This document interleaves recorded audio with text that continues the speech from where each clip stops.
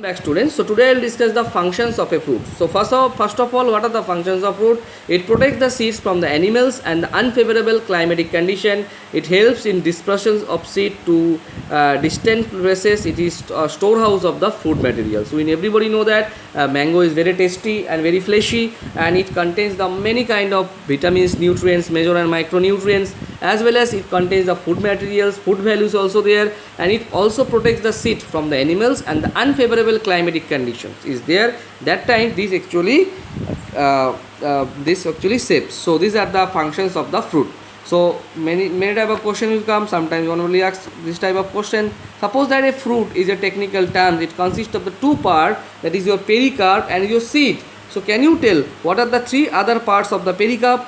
So you tell there is a three part, that is your epicarp, another is mesocarp, another is endocarp. So what is the epicarp? Epicarp is the protective in nature. They are the outer layer. This part actually is your epicarp. Means this part, last part actually is your epicarp. Outer skin, that is your epicarp. And after the skin, middle part, that is your mesocarp. And after the mesocarp, there is another part is there, that is your seed, actually is your endocarp.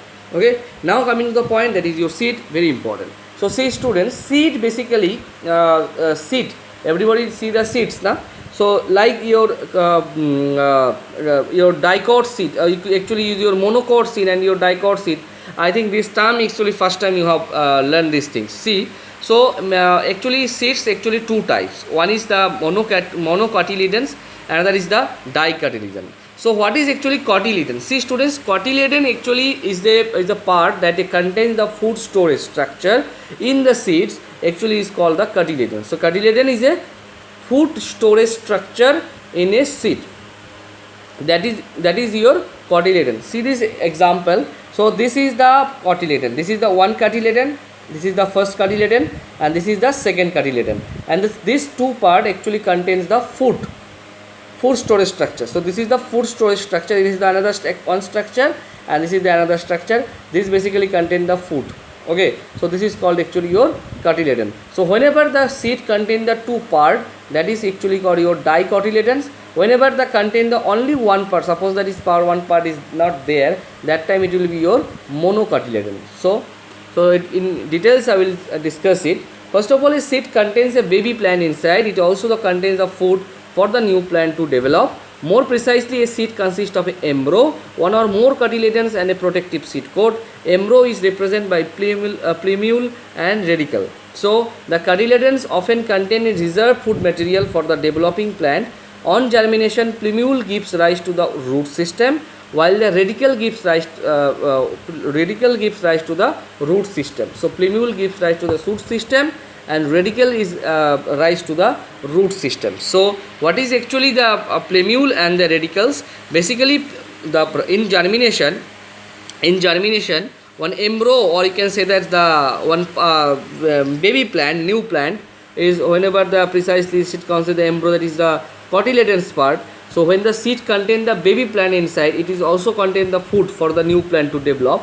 More precisely, if I say that a seed consists of a embryo means that is the first part, okay, baby plant. So that embryo actually contain that two protective part is there, that is your seed coat, and embryo is represented by the two part also, that is your plumule and the radicle. So embryo is one or two types. One is cotyledons, another is protective seed coat, and embryo is represented by the two part, that is your plumule, another is radicle. Whenever the cotyledons, after containing the reserved food material for the developing plant, on the germination and after the whenever the root system will occur, that time it will give gives the radicle. Whenever the shoot system is there, that time actually is your shoot system, that time actually is your plumule. So plumule actually give the shoot system, and use your radicle gives rise to the root system. Okay, so types of seed. So basically types of seed, that is a two types. One is your monocotyledons, another is your dicotyledon. Monocotyledon means only single cotyledon is there. That time actually is called your monocotyledon, and whenever the two part is there, that time actually is your called dicotyledon. Okay, the two cotyledon is there, is called the dicotyledon. Monocotyledon example is like your gram seed, that is your example of monocotyledon, and the magic green is the example of the monocot system or monocot seed, and dicot seed is your gram seed. Okay, so whenever the two cotyledon is there, that is your dicot, or the single cotyledon is there, that time actually is called the monocotyledons. So these are the example of dicot and monocot. So dicot system, the two cotyledon is there, monocot system is a single cotyledon. In case of dicot system, food is stored in cotyledons. In case of monocot system, food is stored in endosperm. Endosperm is another things, okay, of the monocot system. And examples of the dicot system, so gram, kidney, bean, these are the example of dicot, and these are the all type of grains like wheat, rice, maize, these are the example of monocot. All the type of grains like your wheat, rice, maize, etc. These are the monocot. And kind of vegetables like things, that is your gram, okay, bean, pea, these are the example of dicot. So now coming to the point, that is your germination. So germination, actually this is the picture, you can see easily diagram what is germination. So one radicle is emerged first, and after that the baby new young plant is formed. That is actually whole process actually is called your germination. So what is actually germination? So germination is a process by which embryo of a seed becomes active and grow into a new plant. It is called germination. So what are the process of the germination? So germination start with a rapid uptake of water by the seed, and after the water also helps the enzyme present in the seed to become active, and the enzyme digest and the food stored in the seed. As a result, the seed is swells up and the seed coat becomes soft. The stored food is now used up, and the radicle as well as the plumule start growing. So these are the picturized view of a germination. This is the radicle first emerges first, and after the radicle grows down into the soil. Radicle always down the root system, and the plumule goes to the shoot system.